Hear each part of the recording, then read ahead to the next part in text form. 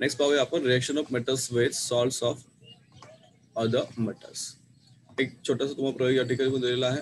What we need to do guys, we require some apparatus like copper wire, iron nail, beaker and big test tube. What are the chemicals required? We require aqueous solution of ferrous sulfate and copper sulfate. Ferrous sulfate, copper sulfate आपल्याला लागते.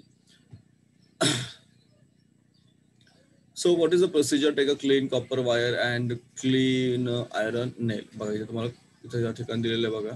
हा जो आतमध्ये आहे ना, हा iron नेल आहे, लोखंडाचा खिळा आहे, दिसतो तुम्हाला या सोल्युशन मध्ये. हे सोल्युशन आहे तुमचं कॉपर सल्फेट. कॉपर सल्फेटचं जे द्रावण आहे ना, ते सहसा तुम्हाला ब्ल्यू कलरचं पाहायला मिळतं कॉपर सल्फेटचं. आणि या ठिकाणी फेरस सल्फेट आहे, दॅट इज व्हाईट कलर. परीक्षेला पण प्रश्न विचारतात कॉपर सल्फेट कलर ब्ल्यू, मला म्हणतात ना ते कोरिलेशन्स वगैरे. Copper sulphate blue colour, ferrous sulphate colourless. आणि या ठिकाणी कॉपरची वायर या ठिकाणी आपण जोडलेली आहे बघा, दिसत तुम्हाला कॉपरची वायर. आणि अशा प्रकारे रचना या ठिकाणी केलेली आहे. एक टेस्ट ट्यूबचा स्टँड वगैरे आहे.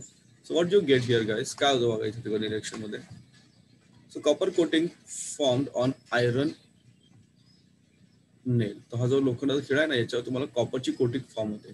कारण हा जो कॉपर आहे ना या ठिकाणी Cu कॉपर, हा कॉपर या ठिकाणी जाऊन काय होतं, याची कोटिंग या ठिकाणी पाहायला मिळते. So here you can see guys काय होतं या ठिकाणी रिएक्शन. तर बघा,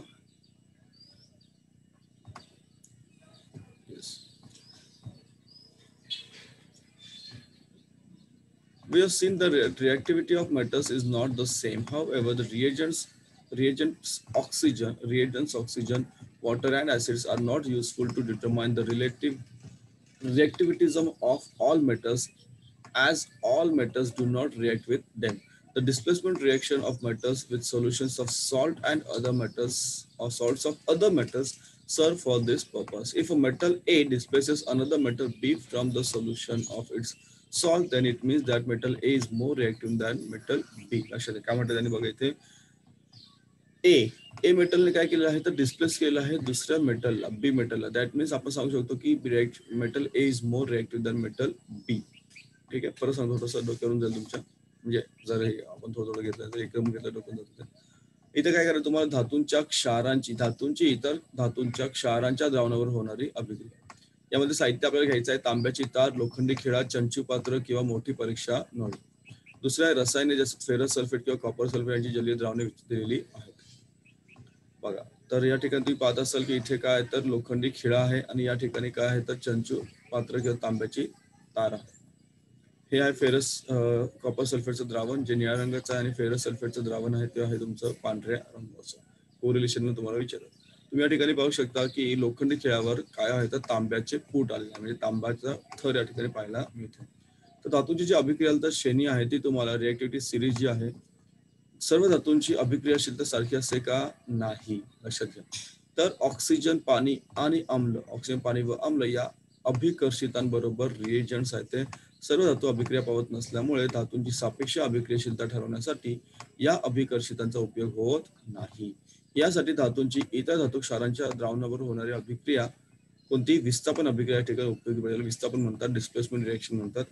जर ए या धातूने बी या धातूला त्याच्या क्षाराच्या द्रावणातून विस्थापित केले, तर याचा अर्थ काय की ए हा जो धातू आहे तो बी या धातूपेक्षा कसा जास्त क्रियाशील आहे. या ठिकाणी आपण हे कळू शकतो. आपल्याला या ठिकाणी कळेल की कोणाची रिएक्टिव्हिटी जास्त आहे आणि कोणाची कमी. बघा दिसतं तुम्हाला, here metal A and salt of solution of metal B. So you get salt of solution of metal A and metal B आपल्याला वेगळा मिळतो. Answer from your observations in the previous 8.4 बघितलं आपण, which metal is more reactive. साहजिकच आहे, iron is more reactive than copper. In the previous activity, iron has displaced copper from the copper sulfate. बरोबर की नाही. कॉपर सल्फेटचं काय होतं, solution होतं, आणि त्यामधून कॉपरला डिस्प्लेस केलं आयरनने. That means iron is more reactive और iron is more reactive than metallic copper. लक्षात ठेवायचं आहे तुम्हाला, कारण त्याला डिस्प्लेस केलेलं आहे. हिअर रिएक्टिव्हिटी तुम्हाला दिलेली बघायचं. Good. Reactivity series of metals. लक्षात द्यायचे तुम्हाला, सांगतो थोडक्यामध्ये. You can see here reactivity higher to lower. सगळ्यात लो रिएक्टिव्हिटी दिली तुम्हाला गोल्ड, म्हणजे सोन्याची. म्हणूनच बघा सोन्याचे दागिने आपण वापरतो, because they are very they are not reactive actually. Reactive नसल्यामुळे आपण त्याच्यामध्ये सोन्याचे दागिने या ठिकाणी वापरत असतो.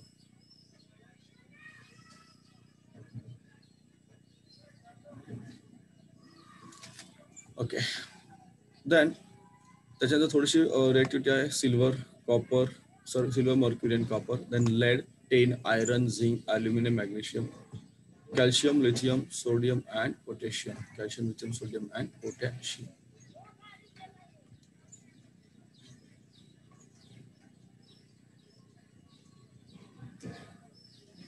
Calcium, lithium, sodium, potassium.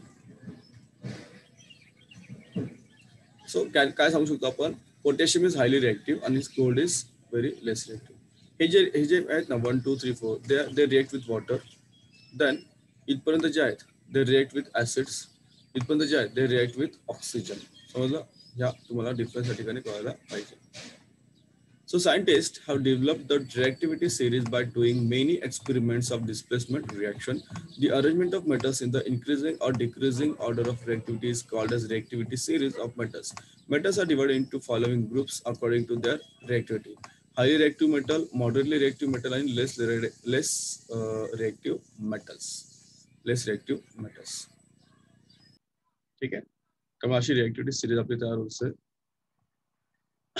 तर या उदाहरणात जर बघितलं आपण, धातू ए आणि ह्या धातू ए ने काय केलं, धातू ए ने बी धातू क्षाराचे द्रावण जे असतं त्या बी धातूच्या क्षार द्रावणातून काय केलं, बी ला वेगळं. म्हणजे आपल्याला कळेल की जो कॉपर सल्फेट आहे त्या कॉपर सल्फेट मध्ये लोहाने तांब्याला विस्थापित केलेले आहे. म्हणजेच लोहा धातू तांब्यापेक्षा कसा आहे तर अधिक क्रियाशील आहे, अधिक अभिक्रियाशील आहे, तो रिएक्टिव्ह आहे. लक्षात ठेवा. बघा, शास्त्रज्ञांनी बरेच प्रयोग केले आणि त्यांनी अशा प्रकारे एक श्रेणी तयार केलेली आहे, धातूंची अभिक्रियाशीलता श्रेणी. यात आपण पाहिलं तर सोडियम, पोटॅशियम, सोडियम, लिथियम आणि कॅल्शियम यांची पाण्याबरोबर अभिक्रिया होते. त्याचबरोबर इथपर्यंत जे धातू आहे जसं मॅग्नेशियम, अल्युमिनियम, जस्त, लोह, कथील, शिफे हे सर्व ते वरची ऍड करून त्यांची आम्लाबरोबर अभिक्रिया होते. आणि इथपर्यंत जर बघितलं यांची सर्वांची ऑक्सिजन बरोबर अभिक्रिया होते. आणि सगळ्यात शेवटी सोने जे आहे तर कमी क्रियाशील आहे. कसं आहे तर अभिक्रियाशील कमी आहे. तर विस्थापन जे अभिक्रिया आपण बघितली आता तर डिस्प्लेसमेंट रिएक्शन म्हणतो. विस्थापन अभिक्रियाचा अभ्यास आपण या ठिकाणी केला तर तुम्हाला कळेल की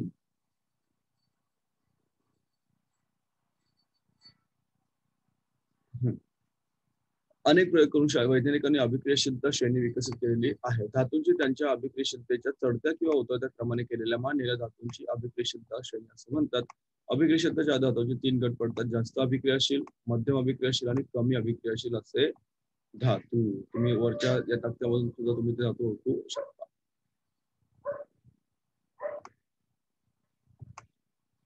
Then reaction of metals with non-metals. Metals and non-metals ची सुद्धा रिएक्शन होते. लक्षात घ्या, metals and non-metals सुद्धा रिएक्शन होते. So what it is, guys? Noble gases like helium, neon, argon do not take part in any in the chemical reaction. So far, we have seen from the reactions of metals and from the reaction that cations are formed by oxidation of metals. If we look into the electronic configuration of some metals and non-metals, it will be seen that the driving force behind the reaction is to attain the electronic configuration of nearest noble gas with a complete octet. Metals do this by losing electrons, while non-metals काय करतात ते electron gain करतात. ते gain electrons. they gain electrons.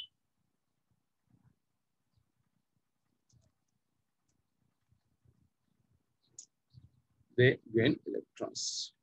The outermost shell of the noble gases gases being complete. They are chemically inert. Noble gases are chemically inert. You have seen in the last standard that ionic compounds of sodium chloride is found as a sodium metal gives away 1 electron, while the non-metal chlorine takes up 1 electron. So it forms sodium, that is a metal, with chlorine, non-metal, it forms sodium chloride. It is an ionic compound. It is an ionic compound. Sodium, similarly, magnesium and potassium forms ionic compounds, the magnesium chloride and potassium chloride respectively. So in this case, what happens, guys? Sodium, the electronic configuration is 2 at 1. So to attain the electronic configuration of the nearest noble gas, it loses 1 electron. Therefore, it forms sodium ion, that is Na+. Similarly, chlorine electronic configuration is what? 2 at 7. Its atomic number is 17. So in order to attain the nearest sorry electron configuration nearest Nobel gases हा एक electron काय होतो chlorine घेतो, कोण घेतो chlorine घेतो. So it forms Cl minus and when there is a reaction between two of them you get sodium chloride that is the common salt. आपण म्हणतो खाण्याचं मीठ सोडियम क्लोराईड या ठिकाणी फॉर्म होते.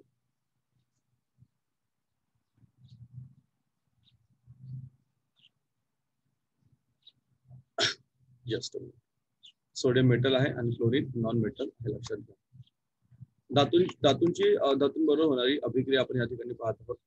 राजवायू म्हणजे कोणते helium, neon, argon, krypton, xenon वगैरे हे धातू रासायनिक अभिक्रियेमध्ये भाग घेत नाही. का बरं घेत नाही? कारण ते काय तर त्यांच्या जे काही शेवटचे कक्ष आहे ज्याला बाह्य कवच म्हणतात, बाह्यतम कवच आहे ते पूर्ण असल्यामुळे ते रासायनिकदृष्ट्या निष्क्रिय असतात. लक्षात घ्या. आपण पाहिलं की धातूंच्या अभिक्रियांमधून आता आपण असं पाहिलं की धातूंचे ऑक्सिडीकरण होऊन धन आयन तयार होतात. काय होतात? धन आयन तयार होतात. तर पण काही धातू आणि अधातूंचे इलेक्ट्रॉन सोडून पाहिले तर आपल्या लक्षात येतं की इलेक्ट्रॉन अष्टक स्थिती पूर्ण करणे हे या प्रेरक शक्तीला ड्रायव्हिंग फोर्स म्हणतात. धातू इलेक्ट्रॉन गमावतो, धातू इलेक्ट्रॉन गमावतो आणि इलेक्ट्रॉन कोण घेतं? अधातू इलेक्ट्रॉन स्वीकारतात. आणि अशा प्रकारे काय होतं की नजीकच्या राजवायूचे इलेक्ट्रॉन स्वरूपात त्यांना प्राप्त करायचं असतं. राजवायूंचे बाह्यतम कवच मला सांगितलं मगाशी की जे राजवायू आहेत ज्याला आपण नोबल गॅसेस म्हणतो, ते राजवायूंचे बाह्यतम कवच पूर्ण असल्यामुळे राजवायू रासायनिकदृष्ट्या कसे असतात? निष्क्रिय असतात. मागील इयत्तेमध्ये आपण सोडियम या धातूचे एक इलेक्ट्रॉन दिल्याने आणि क्लोरीन या अधातूने एक इलेक्ट्रॉन घेतल्यामुळे काय तयार होतं? सोडियम क्लोराईड हे संयुक्त तयार होतं, कंपाऊंड तयार होतं. बघा, सोडियम प्लस क्लोरीन, सोडियम धातू आहे, क्लोरीन अधातू आहे, काय तयार झालं? सोडियम क्लोराईड आयनिक संयुक्त तयार झालेलं आहे. अशा प्रकारे मॅग्नेशियम असेल तर मॅग्नेशियम क्लोराईड तयार होतं, पोटॅशियम असेल तर पोटॅशियम क्लोराईड ही आयनिक संयुक्त या ठिकाणी तयार होत आहेत. बरोबर. धडा थोडासा तुम्हाला बोर वाटेल परंतु धडा तुमचा अभ्यासाचा आहे आणि आय थिंक एवढंही काही बोर नाही येतो. तुमच्या रेग्युलर ज्या गोष्टी आहेत त्या तुम्हाला त्याच्यामध्ये थोडंसं नवीन तुम्हाला ऍड करलेलं. आता आपण पाहूया chemical properties of non metal. आतापर्यंत आपण फक्त मेटल्सचा अभ्यास केला. Now will learn more about chemical properties of non metals. Interesting आहे, थोडं जरा इंटरेस्ट दिला तर तुम्हाला खूप आणखी चांगली गोष्ट समजेल.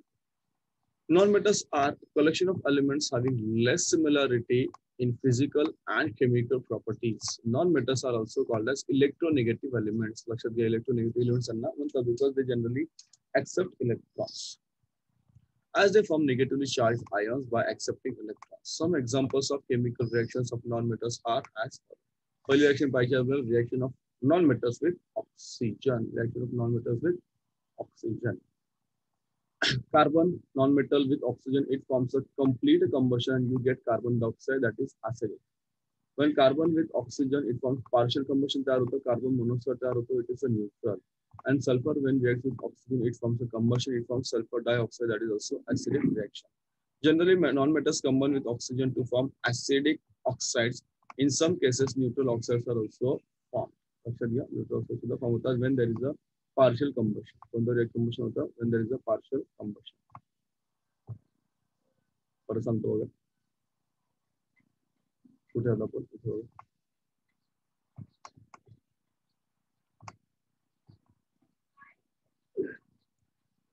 अधातूंचे रासायनिक गुणधर्म. अधातू म्हणजे भौतिक व रासायनिक गुणधर्मामध्ये साधर्म्य कमी असलेले मूलद्रव्यांचा तो गट असतो. अधातूंना विद्युत ऋण मूलद्रव्य सुद्धा म्हणतात. कारण का तर अधातू इलेक्ट्रॉन विद्युत ऋण निगेटिव्ह म्हणतात त्याला. कारण काय करतात? हे इलेक्ट्रॉन स्वीकारतात. इलेक्ट्रॉन काय करतात? स्वीकारतात किंवा इलेक्ट्रॉन प्राप्त करत असतात. ऋण प्रभारित आयन त्या ठिकाणी तयार होत असतात. अधातूंच्या रासायनिक अभिक्रियांची काही उदाहरणे कोणती आहेत बघा. तसं पहिलं आहे कार्बन. याचं ऑक्सिजन बरोबर पूर्ण ज्वलन होतं आणि काय मिळतं? कार्बन डायऑक्साईड हा आम्लधर्मी आहे.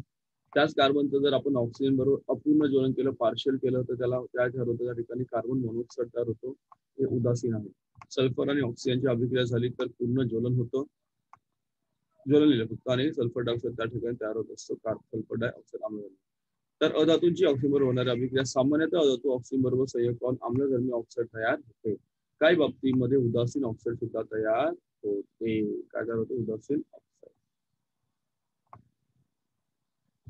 पुढे पाहतो आपण, पुढे पाहणार अधातूंची पाण्याबरोबर होणारी अभिक्रिया. Reaction of non-metals with water. Generally, non-metals do not react with water. काय म्हणतात त्यांनी? Non-metals जे असतात they do not react with water generally except कोण halogens, except कोण halogens जसे chlorine, bromine, iodine, fluorine, right? Except halogens. For example, when chlorine on dissolving in water gives following reaction. So chlorine when reacts with water, it forms HOCl and HCl. HOCl and HCl या ठिकाणी तयार होत असतं. Next reaction is reaction of dilute acids with non-metal. आपण आधी 3 पाहू नंतर मल्टीकडे. Reaction of dilute acids with non-metals. Generally, non-metals do not react with dilute acid. लक्षात घ्या. Generally, non-metals do not react with dilute acids. Halogens are exception. लक्षात घ्या. सगळं halogen exception आहे. For example, chlorine when reacts with dilute hydrobromic acid, it forms what? Chlorine when it reacts with HBr, that is hydrobromic acid, it forms hydrochloric acid and bromine is separated. Br. Then reaction of non-metals with hydrogen. Non-metals react with hydrogen under certain conditions such as proper temperature असेल, pressure असेल किंवा catalysis केले तरच reaction होते. Here you get sulfur plus hydrogen, it forms hydrogen sulfide gas H2S, and nitrogen plus hydrogen, it forms NH3, that is ammonia. NH3 म्हणजे काय? Ammonia. परत सांगतो. अधातू पाण्याबरोबर. तर सामान्यतः अधातूंची पाण्याबरोबर कोणती अभिक्रिया होते का? नाही. याला अपवाद काय तर हॅलोजन अपवाद आहेत. उदाहरणार्थ क्लोरीन पाण्यात विरघळल्यानंतर पुढील अभिक्रिया होते. जसे Cl2 आणि H2O, क्लोरीन आणि पाणी याचं फॉर्म होतं, HCl तयार होतं आणि HCl तयार होतं. विरल आम्लाबरोबर अभिक्रिया केली. सामान्यतः अधातूंची विरल आम्लाबरोबर कोणती अभिक्रिया होत नाही. याला सुद्धा अपवाद काय आहे तर क्लोरीन आहे. काय अपवाद आहे? याला सुद्धा अपवाद आहे क्लोरीन. काय अपवाद आहे याला? क्लोरीन अपवाद आहे. सॉरी, हॅलोजन अपवाद आहे. क्लोरीनची विरल हायड्रोब्रोमिक आम्लाबरोबर अभिक्रिया होऊन काय तयार होतं? Cl2 आणि HBr. Cl2 आणि HBr तर काय तयार होतं इथे? HCl आणि ब्रोमिन वेगळं मिळतं. अधातूंची हायड्रोजन बरोबर होणारी अभिक्रिया विशिष्ट परिस्थितीमध्ये योग्य तापमान असेल, दाब असेल, उत्प्रेरकाचा वापर, कॅटलिस्ट, अधातूंची हायड्रोजन बरोबर अभिक्रिया होत असते. सल्फर प्लस हायड्रोजन तयार होतो, H2S हायड्रोजन सल्फाइड गॅस तयार होतो आणि N2 म्हणजे नायट्रोजन आणि हायड्रोजन यांची अभिक्रिया झाली तर काय तर होतो? NH3 अमोनिया या ठिकाणी तयार होतो.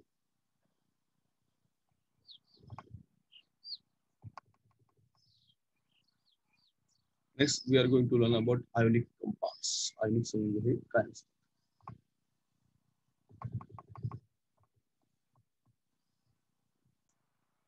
Ionic compounds, the compounds formed from two units named as cation, that is positive charge, and anions are called as ionic compounds.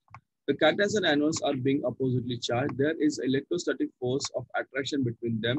You know that this force of attraction between cation and anion is known as the ionic bond. As the ionic bond. The number of cations and anions in a compound and magnitude of electric charge on them is such that the positive and negative charges balance each other.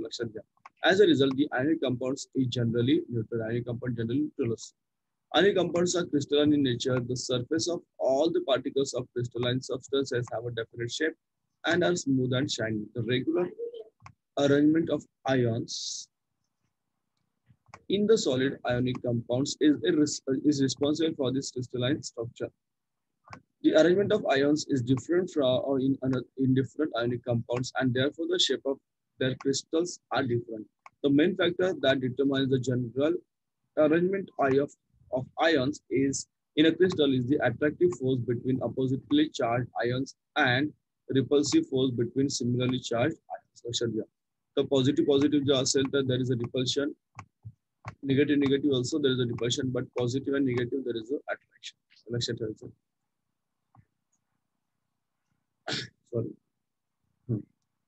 Two of the important factors responsible for certain crystal formation are as follows. Yes. So first, the size of the positively charged and negatively charged ions, magnitude of the electrical charge on the ions. The electrostatic attraction in the neighboring ions with opposite charges is very strong. That is why melting point of ionic compounds are high. Also, the ionic compounds are hard and brittle. आणि compound बद्दल तुम्हाला एवढी माहिती या ठिकाणी वाचायची आहे, दिलेली आहे. परत सांगतो बघा, धन आयन आणि ऋण आयन. धन आयनला आपण कॅटायन म्हणतो, ऋण आयनला आपण आयनायन म्हणतो. एक्झाम्पल तुम्हाला सांगतो सगळ्यांना, मला सांगितलं मी एक्झाम्पल आहे, सोडियम हे धन आयन आहे आणि ऋण आयन आहे तुमचं क्लोरीन. आणि या दोघांचं जर आपण अभिक्रिया केली तर तुमचं काय फॉर्म होतो, NaCl, त्याला म्हणतात आयनिक संयुग किंवा आयनिक कंपाऊंड. तर धन आयन आणि ऋण आयन या दोन घटकांपासून बनणाऱ्या संयुगांना आयनिक संयुग म्हणतात. धन आयन व ऋण आयन हे विरुद्ध प्रभारी आयन असल्याने त्यांच्यामध्ये विद्युत स्थितिक आकर्षण बल असते. हे आकर्षण बल म्हणजे धन आयन व ऋण आयन यांच्यातील आयनिक बंध होय. हे तुम्हाला माहितच आहे. आयनिक संयुगातील धन आयन आणि ऋण आयन यांची संख्या व त्यांच्यावरील विद्युत प्रभाराचे मूल्य असे असते की धनप्रभार आणि ऋणप्रभार एकमेकांना संतुलित करतात. त्यामुळे काय झालं की जो हा असतो पदार्थ तो कसा असतो किंवा जो आयनिक संयुग तयार होतो विद्युत दृष्ट्या कसं असतं, उदासीन असतं. आयनिक संयुग कशी असतात, स्फटिक रूपात असतात. स्फटिक रूप पदार्थांच्या सर्व कणांचे पृष्ठभाग विशिष्ट आकाराचे तसेच कसे असतात, गुळगुळीत व चकचकीत असतात. आयनांच्या नियमित पद्धतीची मांडणी स्फटिक रूपाला कारणीभूत असते. वेगवेगळ्या आयनिक संयुगांमधील आयनांची रचना मांडणी वेगवेगळी असते, त्यामुळे त्यांच्या स्फटिकांचा आकार वेगवेगळा आपल्याला पाहायला मिळतो. स्फटिकांच्या आतील आयनांची विशिष्ट मांडणी ज्यामुळे ठरते तो मुख्य घटक म्हणजे विजातीय आयनांमध्ये असणारे आकर्षण बल व सजातीय आयनांमध्ये असणारे प्रतिकर्षण बल. यामुळे स्फटिक रचनेमध्ये धन आयनांभोवती ऋण आयन व ऋण आयनांभोवती धन आयन अशी सर्वसाधारण मांडणी केली पाहायला मिळते आपल्याला. विशिष्ट अशा स्फटिक संरचनेसाठी कारणीभूत असलेले घटकांपैकी दोन महत्वाचे घटक पुढीलप्रमाणे आहेत. धनप्रभावित ऋणप्रभावित आयनांचे काय आकारमान आणि आयनांवरील विद्युत प्रभाराचे महत्व. थोडे शब्द कठीण आहेत परंतु समजून घ्या. लगतच्या विजातीय आयनांमधील विद्युत स्थितिक आकर्षण बल हे खूप प्रबळ असते, लक्षात घ्या. विजातीय म्हणजे पॉझिटिव्ह आणि निगेटिव्ह. त्यामुळे आयनिक संयुगांचे द्रवणांक कसे असतात, उच्च असतात. आयनिक संयुगे कठीण कसे असतात, ठोस आपल्याला पाहायला मिळतात. त्यांचे काही गुणधर्म सुद्धा आपल्याला पाहायचे आहेत पुढे.